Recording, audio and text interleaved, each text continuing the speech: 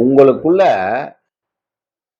முழுமையாக நிரம்பி இருக்கிறது நீங்க தான், உங்க எண்ணங்கள் தான். உங்களுக்குள் முழுமையாக இருப்பது பிறந்ததிலிருந்து இன்று வரை நீங்கள் சேமித்து வைத்திருக்கும் எண்ணங்கள் தானே இருக்குதே தவிர, உங்களை ஆட்சி செய்தே தவிர, இறைவன் உங்களை ஆட்சி செய்யவில்லை. இறைவன் உங்களை ஆட்சி செய்வதாக இருந்தால் எப்படி இருக்குன்னு கேட்டீங்கன்னா, சாமி வந்து ஆடுறது, ஏன்றது, ஓடுறது, பயங்காட்டுறது இதெல்லாம் சாமி இல்ல.